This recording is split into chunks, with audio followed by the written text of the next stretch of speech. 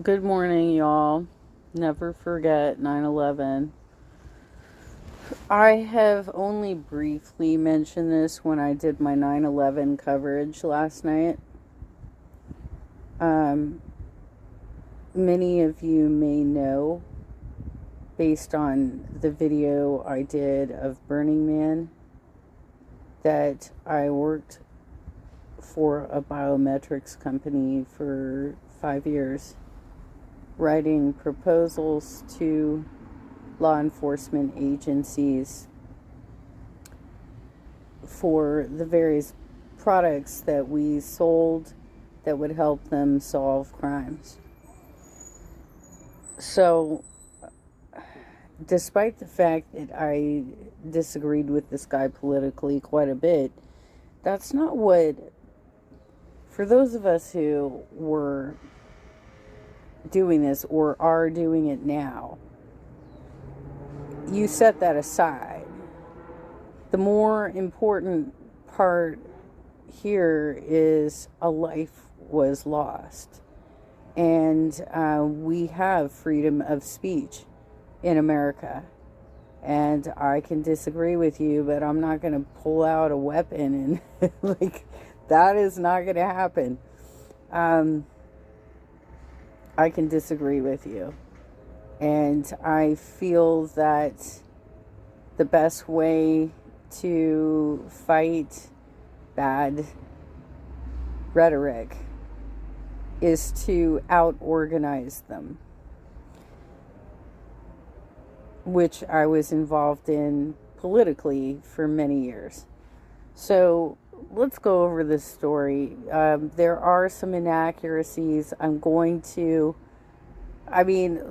Nobody really knows a lot because we're very early in the investigation. There's been misreports, there's all kinds of stuff, but I will tell you to the best of my abilities how I perceive this situation. Welcome back to the channel. If you're new here, make sure to subscribe and hit that notification bell so you don't miss any of our deep dives into stories that shock, haunt. The channel is called Inside the Crime. I think it must be pretty new. They only have 670 followers, so they're not monetized yet. But they also seem a little bit biased, so maybe they're never going to get there. Who knows? And redefine the world around us.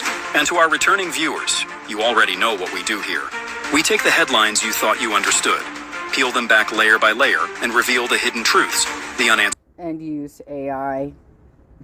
You're using AI for your voiceover, which is unfortunate, but okay. Questions and the chilling details left behind. Tonight's story may be one of the darkest yet. Charlie Kirk. For some, he was a hero who ignited the voices of a new generation of conservative youth. For others, a polarizing presence who stirred controversy wherever he went. But regardless of which side you were on, one fact is undeniable. His voice has been silenced forever, and the manner of his death has left a wound not only in his family, but in the fabric of America itself. At only 31 years old, Kirk was more than just a figure on social media. He was a husband, a father of 2 young children, a man credited with rallying young Republican voters during the contentious 2024 presidential. He was also an internet meme. You guys might remember the meme of him sitting at a table with a sign of, "I believe this, change my mind." And a lot of people just put nonsense. They would alter the sign and put a bunch of nonsense up. I think that might be what he's best known for, is being that meme. But Charlie Kirk was on Turning Point USA. It is an extreme right-wing show. Some might call it alt-right. However, I think that some of these folks have tried to retire the term because it has so many negative connotations to it. Election. His American comeback tour was supposed to be a bold return to campuses, an arena where he thrived. Debates, heated exchanges, and fiery challenges from students who both admired and despised him. Instead, It became his stage for the final act of his life.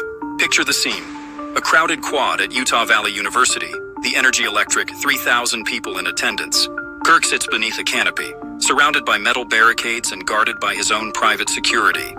Okay, so that's an important detail because that means that the shooter had to be positioned facing the stage because there was a canopy, right?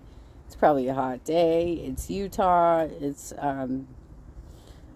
he needs some shade for what he's doing. And so the only way the shooter could get this shot done, and it was done in one shot, you guys. This was not like somebody with an AK-47 spraying a crowd like the guy that we saw in Vegas, right? The only way is to be shooting from the front. Okay? He's mid-debate with a student, locked in one of those intense exchanges that were his trademark. The question about gun violence in America, one of the most polarizing issues of our time. Kirk leans in, microphone in hand, ready with his trademark booming rebuttal. He says the word violence, and before the echo fades, the sound of a rifle shot cracks the air. His body jerks violently, collapsing to the ground as screams ripple like a shockwave across the quad. Chaos erupts. Students scramble, shoving one another in blind panic, the way crowds do when primal fear takes over. Some fall, others scream, searching desperately for cover, unsure if more shots will follow. Videos flood social media in real time, capturing the horrific moment a bullet tore through Kirk's neck. A man once commanding the stage, silenced in an instant. I was rushed to a nearby hospital, only minutes away. But it was too late. Pronounced dead, his life ended with surgical precision in what officials now believe was a targeted assassination. One bullet, one life stolen. So who pulled the trigger? And why? Investigators say the shooter was perched atop the Losey Center, a building roughly 200 yards from where Kirk stood. Imagine.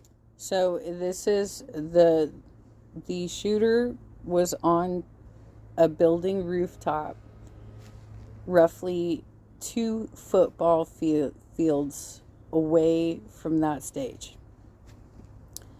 There are 2 possibilities here that I believe law enforcement is considering right now.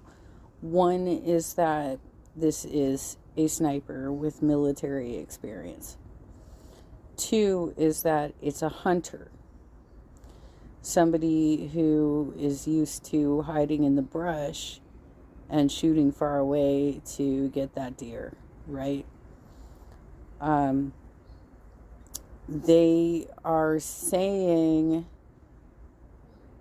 that they believe the latter, that he was probably a hunter because they think he was aiming for his head, not his throat. I'm not totally convinced of that because that kill shot was so fucking, oh my God. Basically, it went in right by his Adam's apple. It probably tore up his trachea and esophagus. There's apparently no exit wound. And it looked like he collapsed he could not make any sounds, and he collapsed to the floor immediately, probably paralyzed in the situation. So if you're completely paralyzed by that one shot, then there's really nothing you can do to try and breathe, or like you were incapacitated beyond repair at this point. Plus, you can't send in your first responders right away until you secure the situation, right? High above, hidden in plain sight, blending into the environment, the figure lined up their target with chilling calm. Social media footage even suggests someone laying flat on the roof moments before the shooting, though officials have not confirmed it. What they have confirmed is equally chilling. The shooter arrived at campus just before noon, moved swiftly and deliberately through stairwells onto the roof and across to the ideal firing position. It was no random act. This was planned. calculated, cold. I would agree with that because generally roof access is locked to maintenance. Like only maintenance would have a key to get up there. So they would have had either there's something really fucked up about the way they're maintaining this building, or the shooter could have somehow gained access to that door and shoved something in the locking mechanism to make sure that it didn't actually, like a wad of paper or something to prevent it from locking. And yet the escape was just as astonishing. After the shot, the suspect reportedly fled across the rooftop, leapt down into a neighborhood, and vanished. Despite thousands of eyewitnesses, despite cameras everywhere, despite chaos on the ground, the gunman melted away like a ghost. How does someone pull that off in broad daylight? Was he alone? Or part of something bigger? Authorities worked through the night, canvassing neighborhoods, knocking on doors, collecting Ring doorbell footage, searching for fragments of truth. The FBI revealed they had secured video evidence of the shooter, but were not releasing it. At least not yet. Instead, they're not going to they have finally made an appeal to the public today. But at the time, they're like, wait a minute, we need to get our ducks in a row, right? That building was not considered a risk to this event.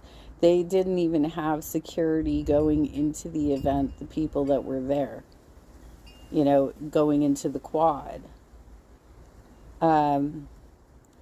The initial reports was that there was an FBI presence there during the event. But now the report has changed. So this is why you have to be careful with the initial reporting that comes out. Kind of like what I said about the 9/11 coverage that I did last night with the covering Ralph Garman and Doc on the Rock.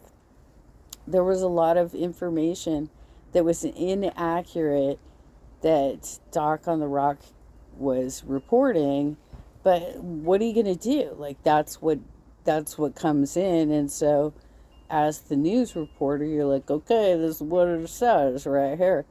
It's not, things change. More information will be learned. Teased breakthroughs. The recovery of a high-powered bolt-action rifle abandoned in a wooded area near the escape route. A rifle that investigators say was likely the murder weapon. Alongside it, footprints, palm prints, even forearm impressions left behind. Was it carelessness or confidence? Did the killer know these clues might not be enough? As FBI experts analyze every detail, the grooves of a footprint, the DNA embedded in a palm print, rumors swirl. Was the rifle engraved with messages? Reports suggest possible markings tied to transgender and anti-fascist ideology, but nothing confirmed. If true, it could reveal motive. If false... Yeah, if that actually was true, it could also be something to throw people off the case. Like, we really don't know who did this or why it was done. What sort of stories he was covering that might have triggered something like this for happening.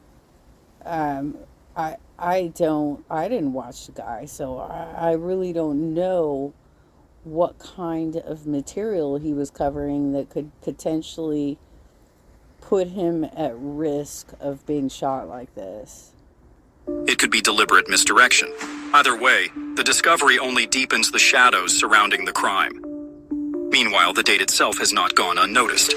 September 11th, a date that, for Americans, already carries the weight of grief and loss. As law enforcement officials reminded the public, this day is usually one of remembrance for sacrifice, a unifying moment of reflection. Instead, on this September 11th, police found themselves in pursuit of a new kind of terrorist, an assassin who dared to strike on a campus. Just so we're clear, the shooting happened yesterday. It was on September 10th. But yes, it was very close to September 11th. So it's a double whammy of grief, right? Regardless if you agreed with the guy's politics or not, we lost a life. Somebody who just wanted to express himself. Somebody who earned a good living for doing this. He was a very strong Trump supporter. Not my bag, but, you know, he did. He was an early Trump supporter. He was young. He was in his early 30s. His children are very young. You know, his wife is young. And his wife and children were in the audience and saw this happen. Full of young people, armed with nothing but ideology, opportunity, and a rifle. And yet, even as the FBI urges caution, misinformation spreads like wildfire. Within hours of the shooting, an older man was detained and images of him being dragged away flooded the internet. Many assumed the killer had been caught, but officials quickly corrected the record. The man was arrested for obstruction, not for murder. He was no assassin, just a distraction. Still, the damage was done. Yeah, the older man apparently harasses a lot of events at this particular college campus. So, he was let go pretty quickly. He might have like dementia or so. I don't know. Hardened into truths online. Misinformation became evidence in the minds of thousands. And the real shooter, still free. This misstep was amplified when even the FBI director himself announced on social media that a suspect was in custody, only to walk back the statement hours later, admitting the individual had been released. Think about that. The head of America's top law enforcement agency, scrambling for answers, feeding a narrative that unraveled in real time. If the people meant to protect us can't get it right, who can we trust? And as if to mock the confusion, tributes began pouring in. Across the nation, makeshift memorials sprouted. Flowers, candles, handwritten notes at Utah Valley University, the state capitol in Salt Lake City, and Turning Point USA's headquarters in Arizona. Former President Donald Trump delivered somber words from the Oval Office, calling Kirk a martyr for freedom, announcing he would be awarded the Medal of Freedom posthumously. Because, of course. And that's not helpful, President Trump. You know, we have casualties on all sides of the political spectrum at this point. And if you look at other countries like Canada and the countries of Great Britain, they've done quite well. Norway, by Australia, by getting rid of guns other than for hunting, right? They don't have high-powered weapons. They don't have AK-47s. They don't even have handguns. Others, from political advisor Stephen Miller to former President Barack Obama, expressed condolences, each statement weaving politics and grief into one tangled knot. But beneath the tributes, beneath the speeches and social media posts, one chilling fact remained. The shooter was still out there. Perhaps hiding in plain sight. Perhaps gone. Perhaps even watching the chaos unfold, satisfied that one bullet had left a nation fractured and uncertain. The investigation, though rapid, is daunting. Thousands of students with smartphones, hundreds of hours of footage, endless tips pouring in, over 130 so far. Was it enough? Or was it just noise clouding the trail of a ghost? And that's where the story takes an even darker turn, because the details of this case suggest preparation, knowledge, and an escape plan too deliberate to dismiss. Did the assassin act alone? Or was he supported, even egged on, by an online community of extremists lurking in encrypted... That's why, to my mind, like when I saw this happen yesterday, as somebody who wrote proposals for police agencies for 5 years. There was so much planning. You know, when you look at a casual hunter, they don't plan their escape route. They're not, they basically just put some bushes on themselves and, lay low until the deer comes along, and then they, shoot the deer. That's why it doesn't sound, I have questions, right? And there seem to be designated decoys of people that would have alibis or have, excuses for their weird behavior that would tie up the investigation. And that's why it does seem like, and I'm just, making a speculation here. It seems like this was a larger organization that accomplished it. And given my own training and research, our company was deeply involved in identifying the Boston Marathon massacre. The two boys that did that. There was a mall shooting that I personally worked on, which kind of, his behavior, I mean, he did kill people, but his behavior leading up to that was kind of hilarious. He basically was going to shoot up a movie theater, and he put his phone down to prop the back door open, and then went to go get his car with all his weapons, right? Pulls up in the car, and in the meantime, one of the employees of the theater saw that the door had been propped open. He was taking the trash out, right? Picked up the phone, figured, somebody had probably put it there so that they could get like free entry to the movie theater. I mean, it ended in less tragedy than it would have been. I think he did get one or two people in the department store he went into, but the fact that he was going to shoot up a movie theater, and he did it in such a way that, like, he got thwarted by a teenage boy.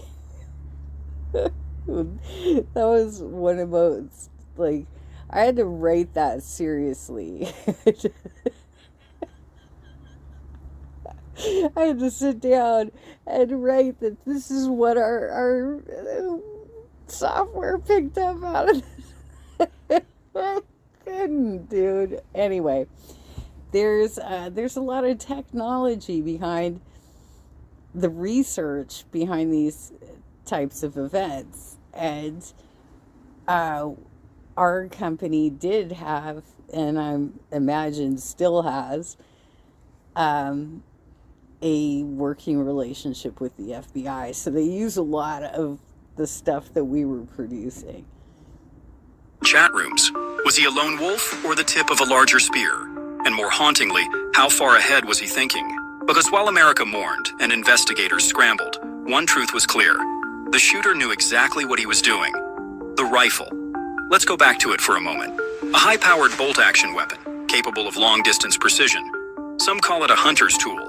Others see it as a sniper's favorite. In this case, it was the instrument of a public execution. Investigators believe the shooter carried it onto campus with intent, not hesitation. This wasn't a crime of passion. This was discipline, patience, planning. And after the shot, the weapon was abandoned in the woods as if discarded like a shed skin. But why? Was it to throw investigators off? To strip away forensic evidence?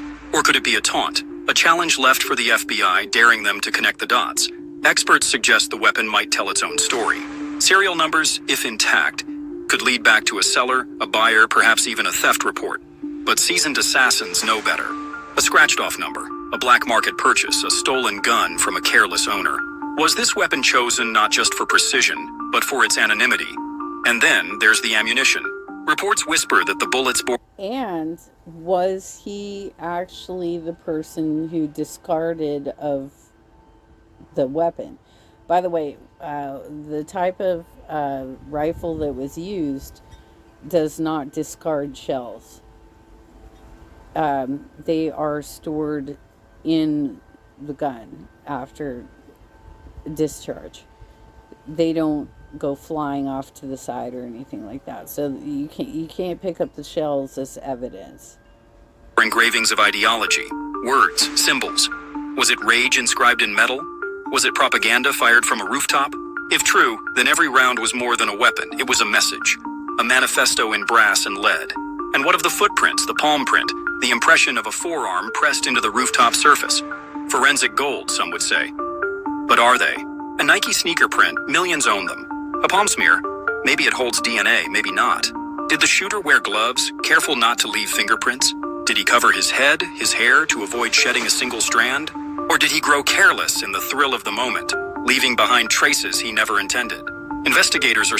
Here's the thing, too, is that if there was a handoff, it doesn't matter.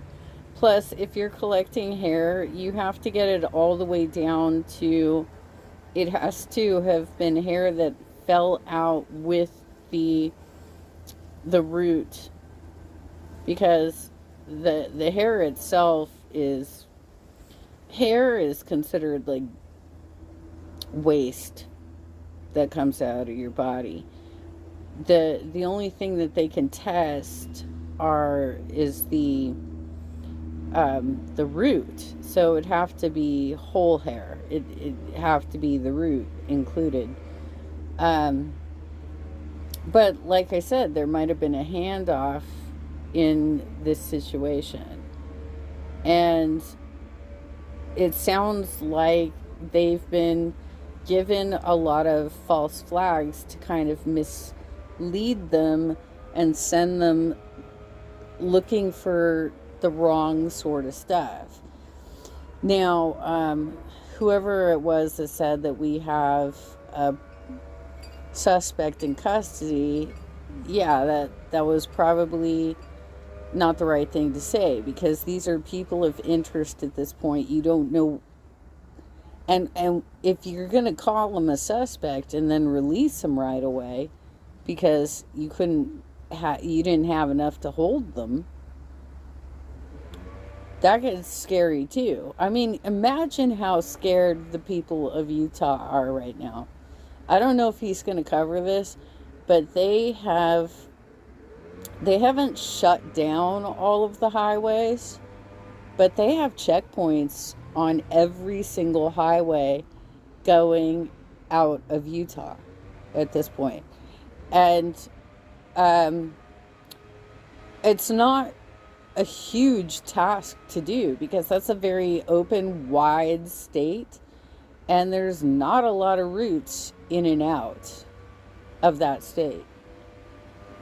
So if this guy did go through the forest and left a handprint and so on and so forth, I'd be very surprised with that, because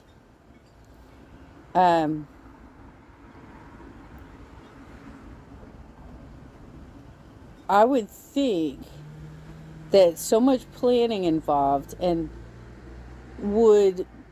the person would wear gloves, right? The other thing is, like I said, they're kind of focusing on this hunter scenario, but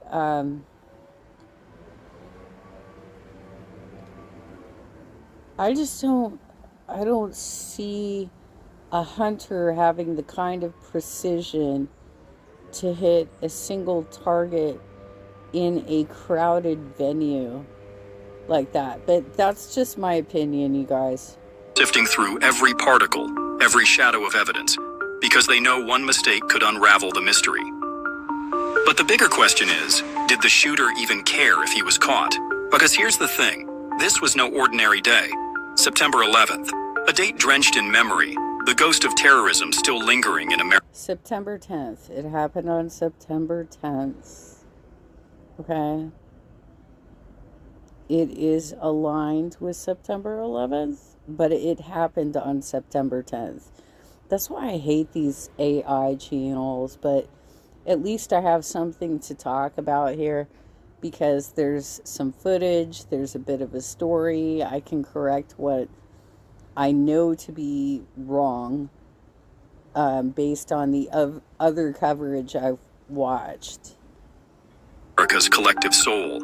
24 years after the towers fell, law enforcement finds itself chasing another phantom, this time on a college campus. The symbolism is haunting. On a day meant to honor sacrifice and resilience, a gunman reminded us how fragile that resilience still is. Was that part of the plan? Was the timing deliberate? Or just a cruel twist of coincidence?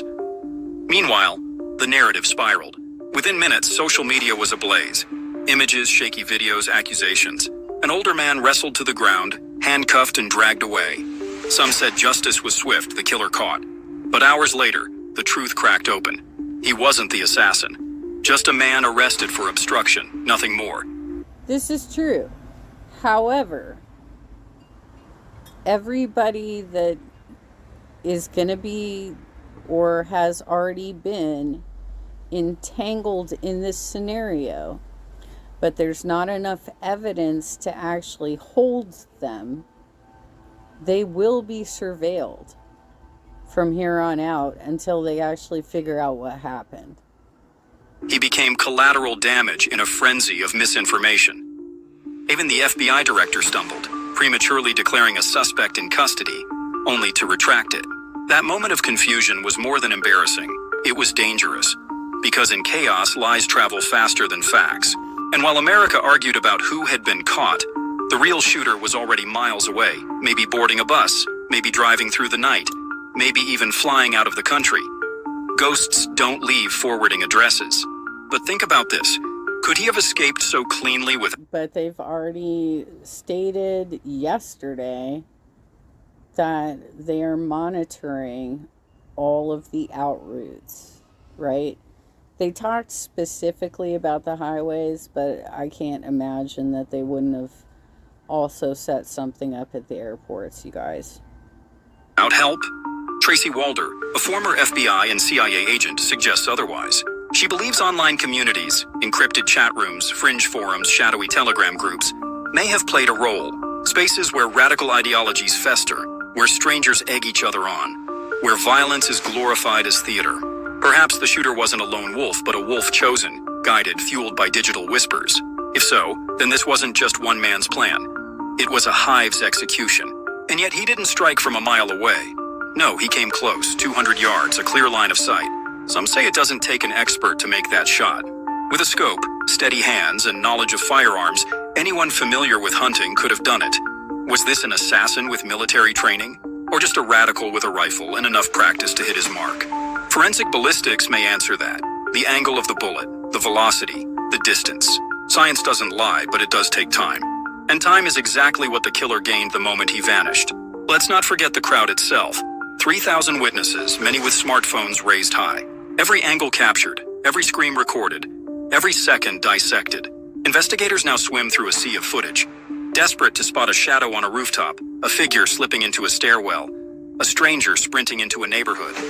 Yeah, well, I did talk about this with the Burning Man death as well, that one of the products that we sold to agencies, and I believe the FBI has it, is something that will process these videos in rapid fire speed by taking who you know to be people of interest and mapping out their face. It's like pinpoints. How tall are your eyes? How wide are your eyes? Do you have a bridge that sticks out real far? What's the length of your nose?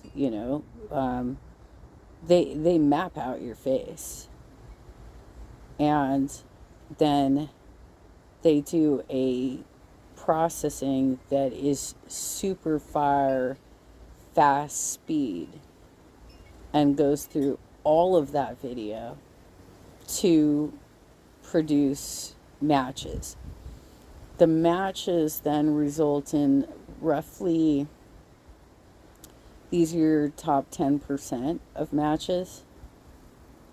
And from there, they have specialists who have been trained in facial recognition go through the matches and figure out which ones are probably accurate.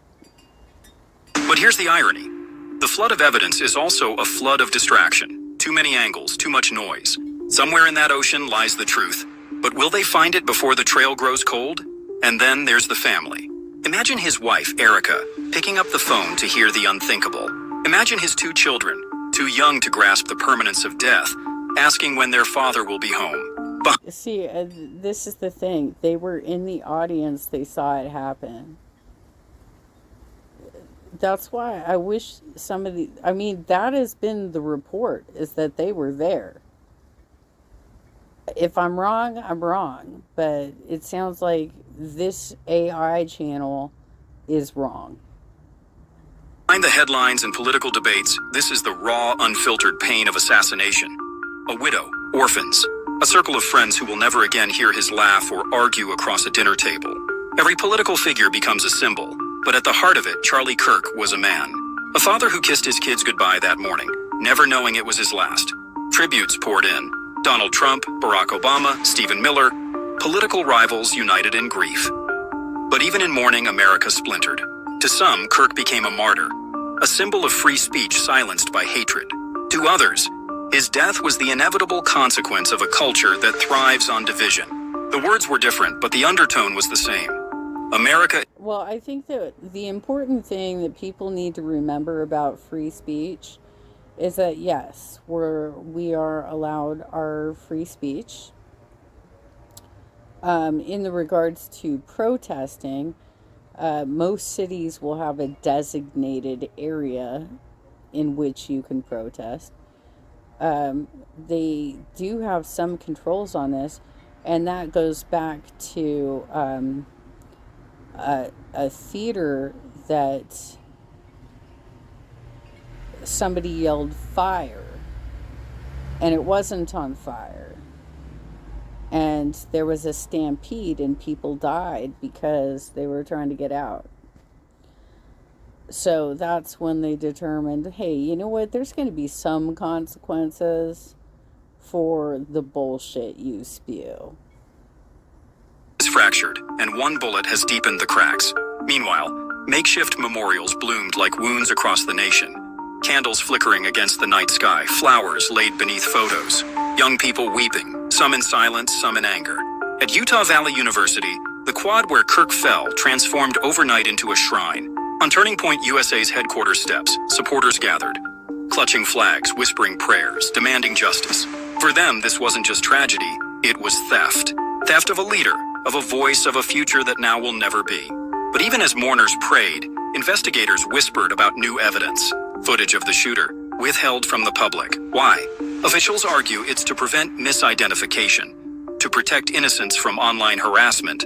But skeptics ask, is it because the image is too vague, too blurry, too controversial? Are we protecting the investigation or hiding the truth? The public grows restless, and every unanswered question breeds conspiracy. Well, I'm sorry, but you know what? You're just going to have to fucking wait. I don't know what else to tell you. But they're not going to, this is a very contentious issue. There are a lot of people that are upset in different ways about what happened. And they're not going to put a bunch of people at risk if they have nothing on them. You know what I mean? Did the killer have inside help? Did security fail deliberately? Was this about ideology or something deeper? Revenge, betrayal, even politics at the highest levels. And then there's the most haunting thought of all. What if the shooter wanted to be caught?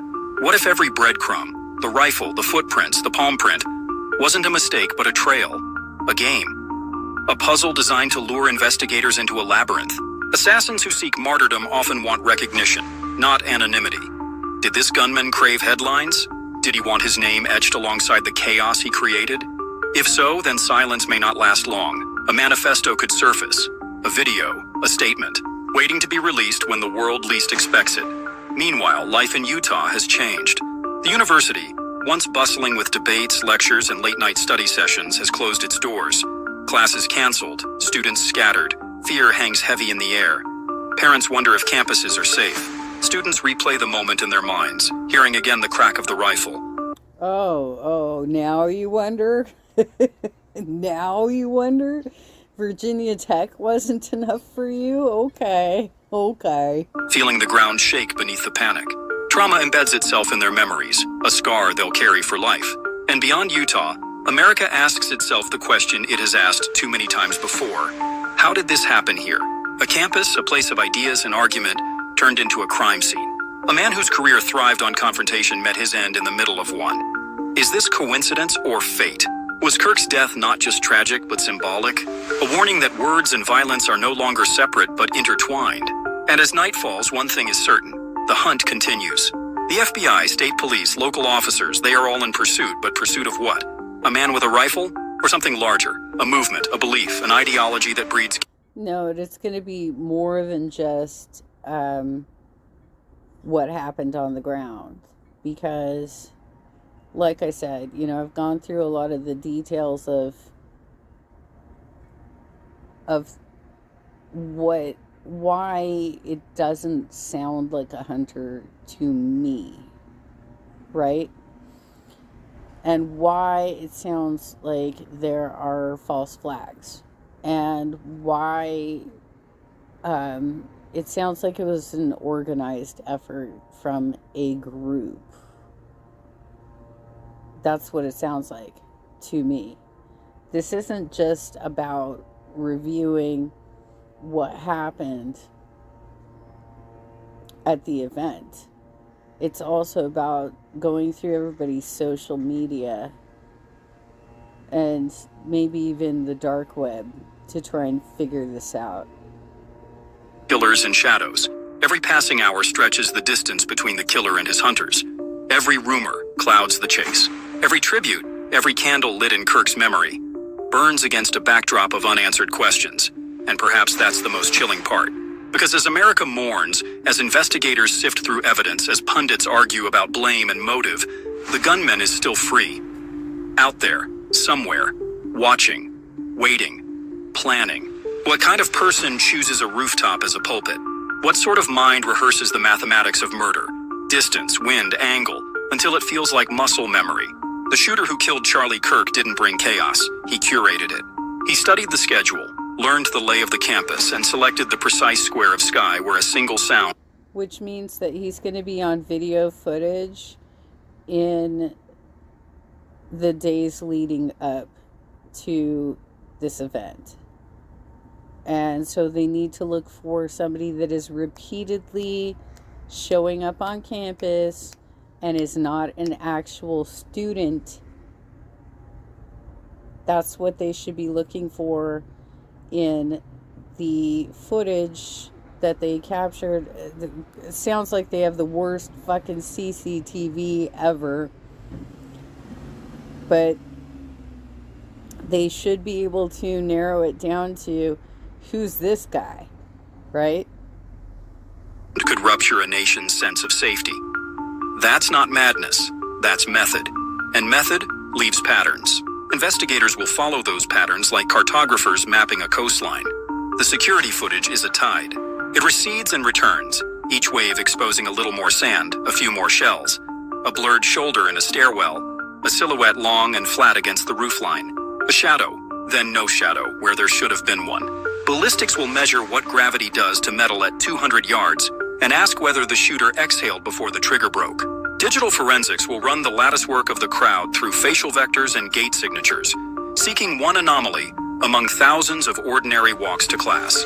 Even the forest keeps receipts. Broken twigs where a heavy thing moved quickly. A scuffed patch of dirt where a knee hit ground. A thread of fabric snagged in bramble. The world is a witness if you know how to listen. But patterns don't tell you why. Motive lives in the places math can't follow.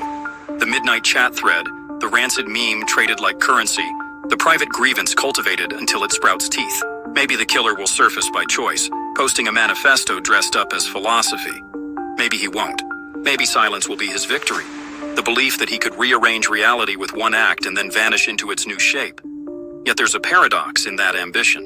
The bullet was loud precisely because the assassin wanted to be quiet. He traded his name for an echo and believed the echo would do the work. And the echo does work. It ricochets through families. Listen closely, and you'll hear it in a kitchen 2 time zones away. A mother who didn't like Charlie Kirk's politics, but now can't stop crying at the thought of his children's empty Saturday mornings. You'll hear it in a dorm room, lights off. 2 friends who filmed the... Yeah, that's the thing, is that, I think most people, myself included, whether you agreed with this guy's politics or not, I don't think that any of us who bleed American, if you will, they pulled that after 9/11. They pulled that song off the radio for a couple months at least.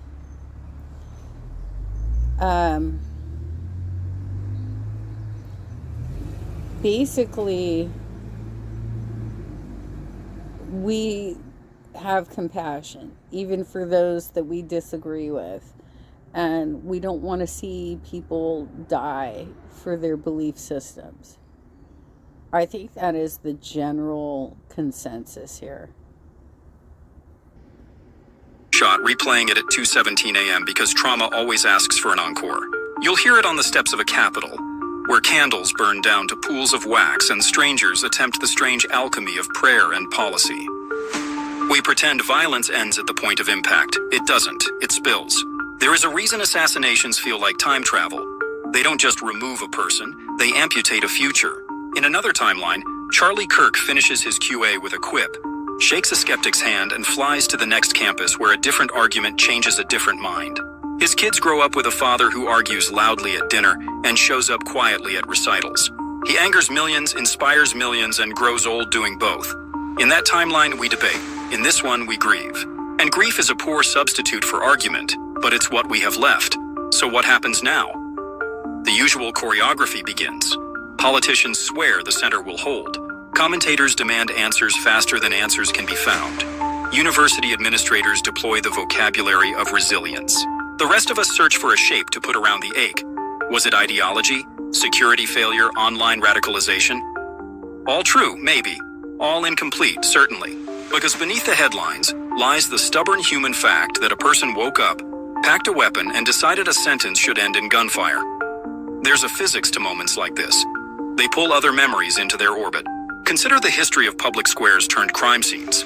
The balcony in Memphis, the hotel kitchen in Los Angeles, the Dallas motorcade, the Tucson supermarket, the baseball field in Alexandria. Those places never fully return to normal. They carry an aftertaste. A campus quad is no different. For years, students will cross that grass and feel, for a second, a flicker, the weight of what happened there. The mind leaves memorials even when the hands don't. Yet there is something else that lingers too, something without a neat headline. The stubbornness of speech. People will keep arguing. They will return to microphones and tables and town halls, not because argument is safe, but because silence is not. The day we... Yeah, an interesting little tidbit is that for a while there, every 20 years we had either an assassination or an attempted assassination against the president. The last attempted assassination was Reagan. He was shot. He had to recover from that. And then the next one after that was Trump. And fortunately, it just grazed his ear, but the person behind him died. Because they always have like a tiered level area for like the super fans. to stand behind the candidate to make it look like he's in a theater in the round, right? All of them do it, but somebody in the back got shot and he got killed. But that was an attempt. And that was during the last, so let's see, we're 2020, it would have been 2024, right? So we're talking, it was pretty much like 40 years. So we skipped one. One of them got skipped because that was historically how it happened. The assassination attempts. If you go back and look at history, the assassination attempts. Stop showing up to talk is the day the rooftop wins. That is the grim arithmetic of civic life. Conversation isn't guaranteed. It is performed, protected, practiced. And every performance is, in its way, an act of defiance against the geometry of a scope. Back in the investigation, the case advances by inches. A tip becomes a lead becomes a door. And behind one of those doors, a roommate stares at a photograph and goes quiet. A pawn shop owner remembers a face only after the third replay. A rideshare receipt places a stranger 2 miles from campus at a time no one had noticed. This is how truth arrives in complex cases. Not with a drum roll, but as a pile of small confirmations. The assassin believed in a single, perfect shot. The law believes in 1,000 imperfect ones stitched together. But there's another pursuit underway, the one happening inside us wherever we are watching this. What does a story like this do to our imaginations? Does it make us smaller, more suspicious, eager to retreat into curated bubbles where no disagreement is allowed inside because disagreement feels like a prelude to violence? Or does it make us larger, more patient with argument, more reverent toward the dull, brave work of listening? These are not rhetorical. You know where it never leads us? Gun control.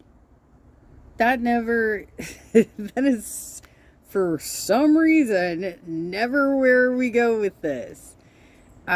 We have mass shootings, we have shootings of teenagers, we have all of this going.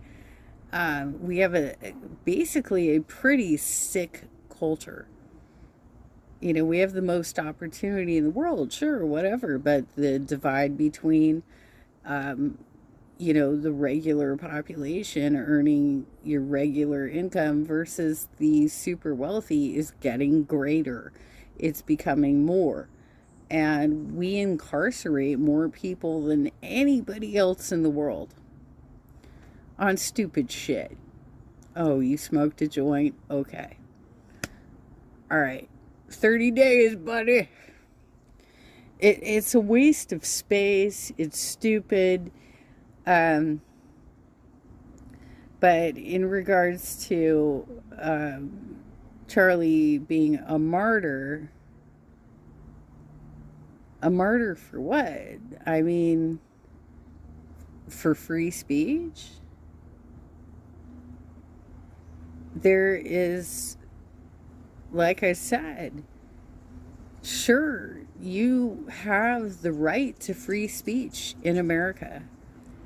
You also have the right to face the consequences of who you're pissing off.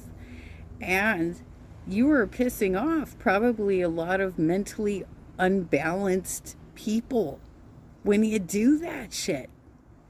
Right? Change my mind. Questions dressed up as gravitas.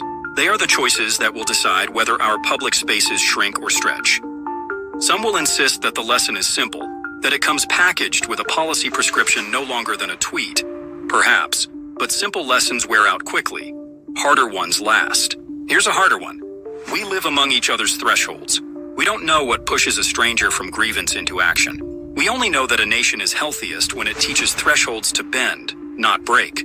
When a furious young man finds a comment box instead of a kill zone, a debate stage instead of a rooftop. That is pedestrian work. It lacks the drama of a press conference, but it saves more lives than any chase. And still, a reckoning waits for us at dawn.